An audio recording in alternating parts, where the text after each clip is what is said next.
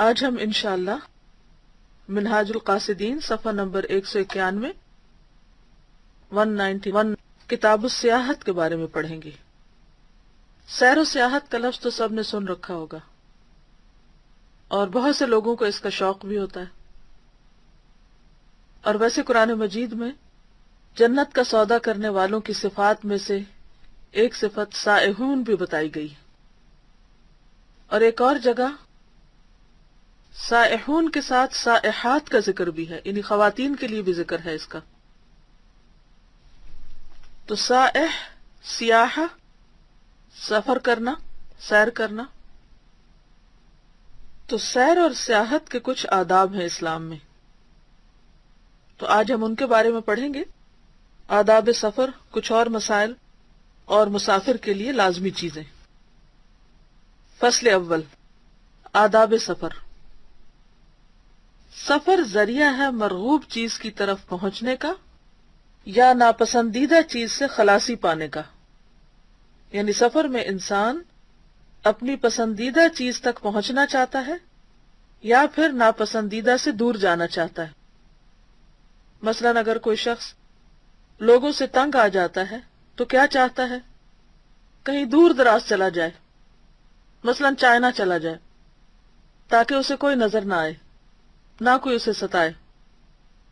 اور سفر دو قسم کا ہے، ظاہری وجود کے ساتھ اپنے وطن سے سفر کرنا، یعنی اپنی کنٹری کو چھوڑنا، اور دل کی توجہ سے انتہائی پستی سے آسمانوں کی بادشاہی کی طرف جانا، یعنی ایک ذہنی سفر ہے اور ایک جسمانی سفر۔ جسمانی سفر تو ظاہری وجود کے ساتھ ہوتا ہے، جس میں انسان جس جگہ رہ رہا ہوتا ہے وہاں سے وہ نقل و حرکت کر کے دوسری جگہ چلا جاتا ہے۔ اور ذہنی سفر یا دل کا سفر کیا ہے کہ انسان رہتا تو اسی ماحول میں ہے، اسی شہر میں ہے، اسی گھر میں ہے، اسی علاقے میں ہے، لیکن ذہنی طور پر، قلبی طور پر اس کا دل کہیں اور ہوتا ہے، اور وہ زمین میں کوئی جگہ نہیں تلاش کرتا، وہ پھر آسمانوں کی طرف پرواز کرتا ہے۔ علامہ اقبال نے تو شاہین کے لیے بس پہاڑوں کی چٹانوں تک کے سفر کی بات کی تھی، لیکن انسان کی پرواز اس سے بھی کہیں آگے ہو سکتی، ستاروں سے آگے جہاں اور بھی ہیں۔ تو بات یہ ہے کہ اصل سفر پستی سے بلندی کا سفر ہے، اور اس پر سب لوگ اچھی طرح توجہ فرمائیں آج، کیونکہ مطلوب یہی ہے۔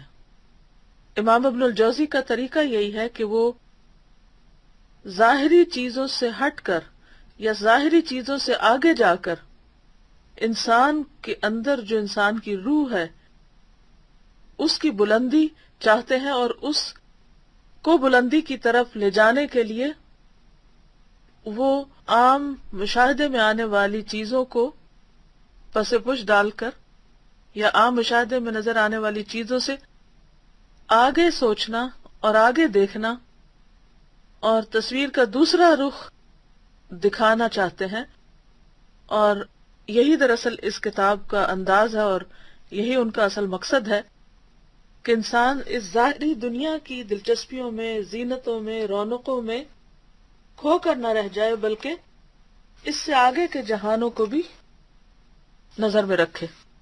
جیسا کہ مومن رہتا دنیا میں لیکن اس کا دل دنیا میں نہیں ہوتا، اس کا دل آخرت میں ہوتا ہے، وہ کہیں اور رہتا ہے۔ دنیا کے لیے تو وہ اجنبی ہوتا ہے، غریب ہوتا ہے۔ دنیا کی کوئی چیز ایسی نہیں ہوتی جس میں اس کا دل لگے، کوئی چیز اسے خوش نہیں کرتی۔ یہ کیفیت اسی وقت ہوتی ہے جب انسان کے اندر اللہ کی محبت آتی ہے، آخرت کی محبت ہوتی ہے، اور انسان کی نظر بلند اور اس کے دل میں وسعت ہوتی ہے۔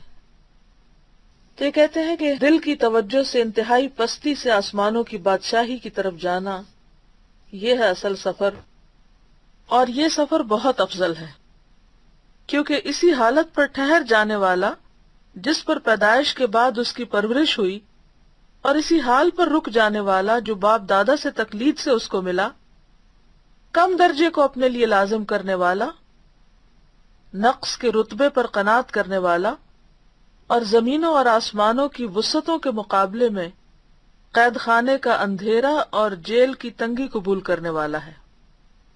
یعنی جو شخص صرف زمین سے چمٹ کر رہ جائے، جسے وَلَٰكِنَّهُ أَخْلَدَ إِلَى الْأَرْضِ، تو وہ دراصل کیا ہے؟ کم تر پہ راضی ہونے والا ہے، حقیر چیز پہ راضی ہونے والا ہے، ناقص چیزوں کو قبول کرنے والا ہے، کیونکہ دنیا ہے ہی ناقص۔ دنیا کے درجے انسان کو کتنے بھی مل جائیں، کتنے بھی گریڈ مل جائیں، کس بھی مقام پہ پہنچ جائے، کتنی بھی اس کی تنخواہ زیادہ ہو جائے، کتنا بھی بڑا مقام اور مرتبہ، نیم اور فیم اس کو دنیا میں حاصل ہو جائے، لیکن بہرحال وہ حقیر ہے، کیونکہ دنیا فانی ہے، محدود ہے۔ آخرت کے مقابلے میں اس کی کوئی حیثیت ہی نہیں، کوئی حقیقت ہی نہیں۔ لیکن افسوس یہ کہ بڑے بڑے ذہین اور عقل مند لوگوں کا حال یہی ہے کہ وہ کم درجے کو اپنے لیے لازم کر لیتے ہیں اور آخرت کی وسعتوں اور جنت کی راحتوں کے مقابلے میں دنیا کے قید خانے کے اندھیروں اور جیل کی تنگی کو قبول کر لیتے ہیں۔ میں نے لوگوں کے عیبوں میں کوئی ایسا عیب نہیں دیکھا جو ان لوگوں کے عیب کی طرح ہو جو کامل ہونے کی قدرت رکھنے کے باوجود ناقص رہتے ہیں۔ اس کو تو آپ اچھی طرح ہائی لائٹ کر لیں۔ ہم عام طور پر عیب کس کو سمجھتے ہیں؟ خامی کس کو سمجھتے ہیں؟ کسی کے اندر کوئی برائی کس چیز کو جانتے ہیں؟ مثلا کہتے ہیں اس کو سلیقہ نہیں، اس کو تمیز نہیں، اس میں اخلاق نہیں، اس میں یہ نہیں وہ نہیں، بہت سی چیزیں چنتے رہتے ہیں لوگوں میں کہ اس کو تو کچھ پتہ ہی نہیں، عقل ہی نہیں۔ یعنی ظاہری عیب جو لوگوں کے اندر نظر آتے ہیں، کسی کے لباس میں، کسی کی شکل میں، کسی کی گفتگو میں، کسی کی اور کسی چیز میں۔ لیکن ان عیبوں میں سب سے بڑا عیب کیا ہے ابن الجوزی کی نظر میں نے لوگوں کے عیبوں میں یعنی خرابیوں میں، برائیوں میں کوئی ایسا عیب نہیں دیکھا جو ان لوگوں کے عیب کی طرح ہو جو کامل ہونے کی یعنی بہت کچھ حاصل کرنے کی قدرت رکھنے کے باوجود ناقص رہتے ہیں۔ یعنی وہ جو کچھ اچیو کر سکتے ہیں، جو کچھ وہ بن سکتے ہیں، جو کچھ وہ کر سکتے ہیں، وہ نہیں کرتے۔ یعنی اللہ نے ان کے اندر جتنی صلاحیت رکھی ہوتی ہے، جتنی قدرت اور جتنی طاقت ان کو دی ہوتی ہے، جتنی نعمتیں ان کو دے رکھی ہوتی ہیں، وہ ان سے صحیح معنوں میں فائدہ نہیں اٹھاتے۔ فراغت کی نعمت، جسمانی صحت کی نعمت، ذہنی طاقت کی نعمت اور ماحول کا موافق ہونا، مواقع کا میسر ہونا، اور اس کے باوجود وہ نہ کرنا جو وہ کر سکتا ہو۔ بدن کا سفر کئی قسم کا ہے، اس کے فائدے بھی ہیں اور اس میں بڑی آفتیں بھی ہیں۔ گویا یہ بھی عزلت اور مخالطت پر غور کرنے کی طرح ہے۔ عزلت کا مطلب ہے تنہائی، اور مخالطت یعنی لوگوں کے ساتھ مل جل کر رہنا، تو اس پہ غور و فکر پچھلے چیپٹرز میں ہو چکا ہے۔ سفر کا محرک یعنی موٹو یا تو بری چیز سے فرار ہوگا، یعنی کوئی تنگ کر رہا ہے یا زندگی کہیں پریشان ہو گئی ہے تو انسان وہاں سے نکلتا ہے، یا پسندیدہ چیز کی طلب یعنی کسی چیز سے محبت اور انسان اس کے حصول کے لیے سفر کرے۔ اور پھر فرار یا تو کسی ایسی چیز سے ہوگا جو دنیاوی امور میں نقصان دہ ہے، جیسا کہ کسی علاقے میں طاعون پھیل جائے، یا فتنے اور جنگ کا خوف، یا وہ علاقہ قحط کی زد میں آ گیا ہو، یا کوئی ایسا معاملہ ہو جو دین میں نقصان دہ ہے، جیسا کہ کوئی آدمی اپنے شہر میں مرتبہ یا مال یا فراخی اسباب کی وجہ سے فتنہ میں پڑ جائے، یا بدعت کے ارتکاب یا کسی غلط منصب کی ذمہ داری ادا کرنے پر مجبور کیا جائے اور وہ ان فتنوں سے فرار چاہے۔ یعنی انسان یا تو دنیاوی نقصانوں سے بچنے کے لیے سفر کرتا ہے یا پھر دین میں نقصان سے بچنے کے لیے، اور دونوں کی انہوں نے مثالیں دی ہیں۔ دوسری غرض دینی ہوگی، جیسے دین کا علم، اس کے لیے انسان سفر کرے، جسے مسلمانوں کی تاریخ اس سے بھری پڑی ہے۔ اپنی ذات میں غور و فکر، یا زمین میں پھیلی ہوئی آیات الہی میں غور۔ اپنی ذات میں غور و فکر کے لیے سفر کی کیوں ضرورت ہے؟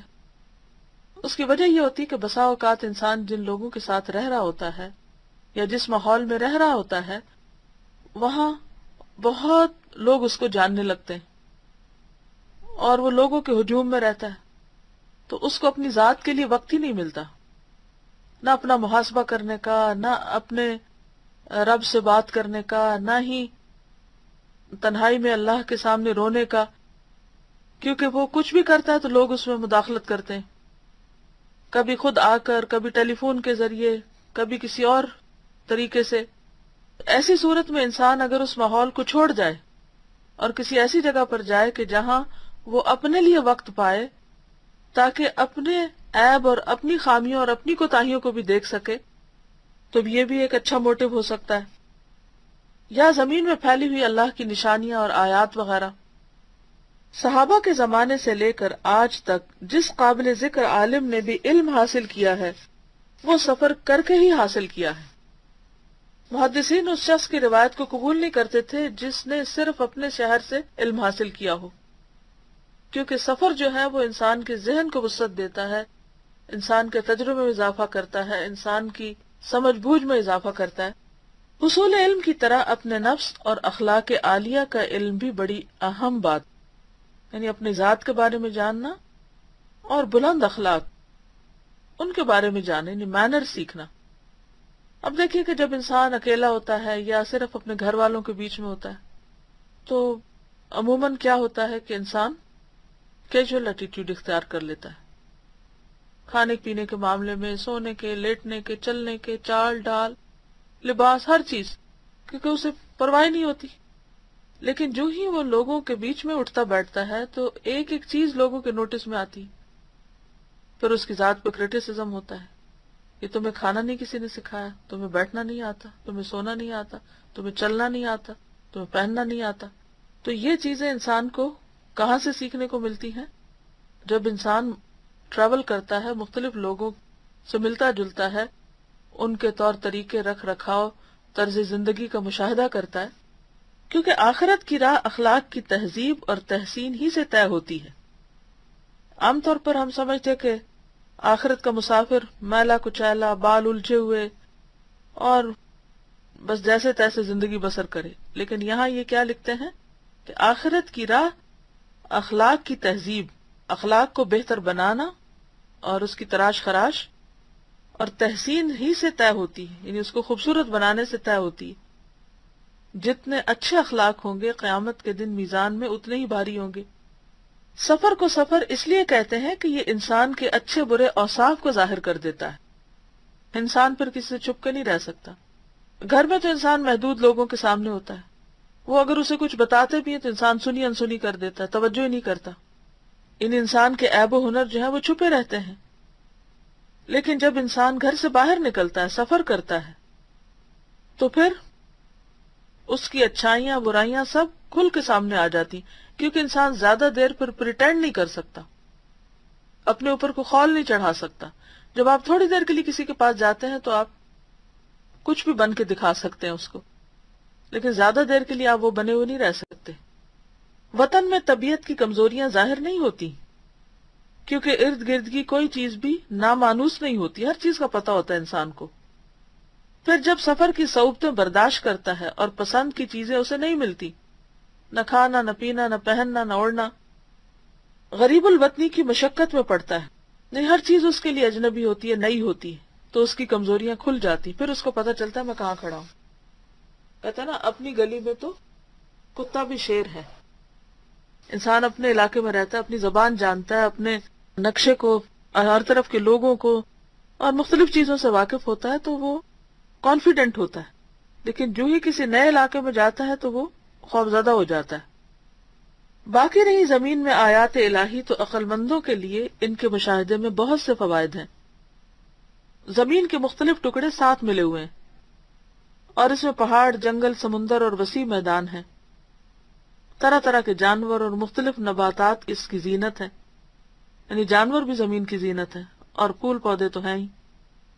اس کی ہر چیز اللہ تعالیٰ کی توحید کی شہادت دیتی اور زبان حال سے تسبیح میں مصروف رہتی ہے، لیکن اس کو وہی سن سکتا ہے جس کا دل حاضر ہو اور اس طرف کان لگائے۔ القى السمع وهو شہید۔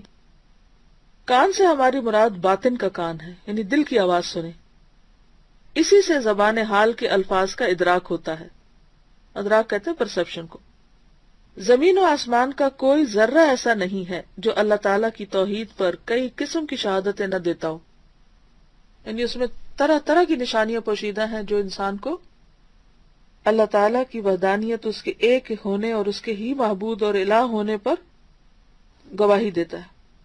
سفر کے فوائد میں سے حکومت اور مرتبے اور کثرت تعلقات سے گریز بھی ہے.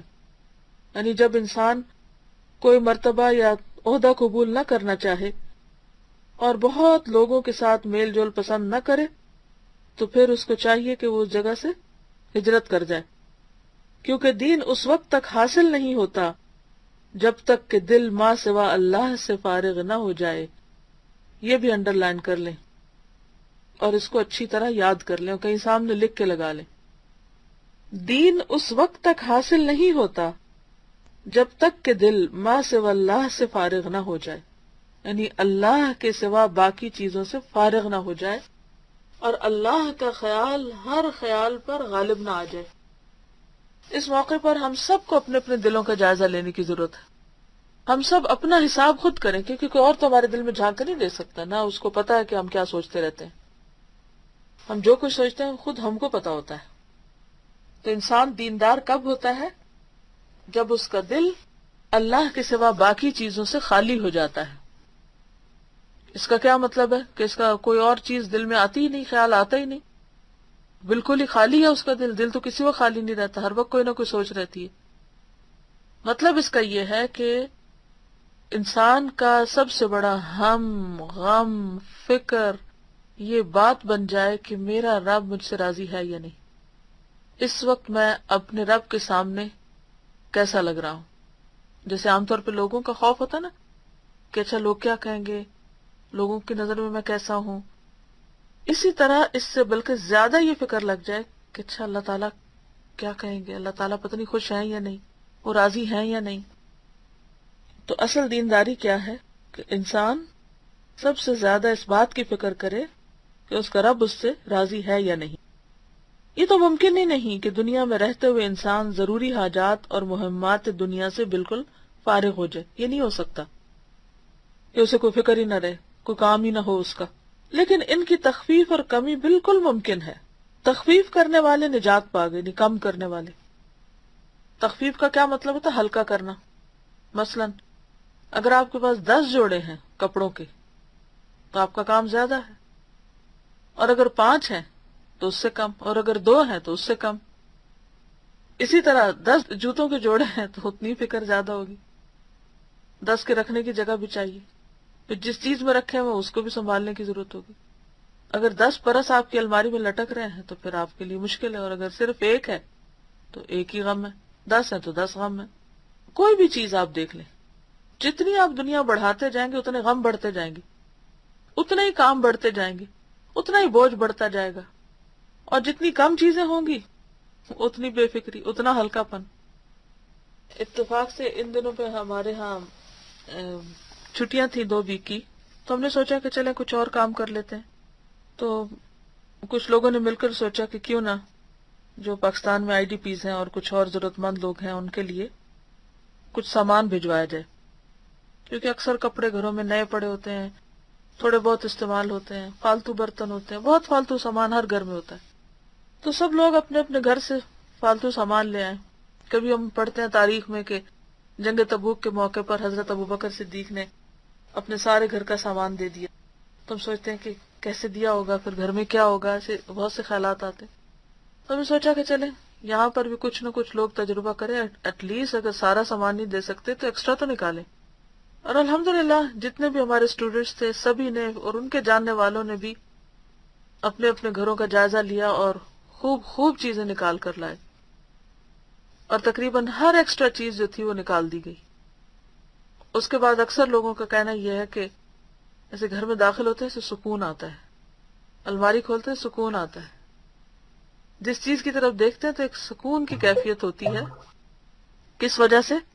کہ ہر چیز صاف ستھری اور ہلکی نظر آتی ہے. تو یہ جو تخفیف ہے، ہلکا پن یعنی ہلکے رہنا دنیا میں، یہ انسان کی نجات کا ذریعہ ہے. کیونکہ انسان جب دنیا کے غموں سے نجات پائے گا تو ہی آخرت کا غم لگائے گا. اور بوجھل ہلاک ہوئے، اور تخفیف کرنے والا وہ ہے جس نے امور دنیا ہی کو زندگی کا سب سے بڑا مقصد نہ بنایا ہو۔ جس نے دنیا کو سب سے بڑا مقصد بنایا ہو وہ پھر ہلکا نہیں رہ سکتا۔ وآخر دعوانا ان الحمد للہ رب العالمین۔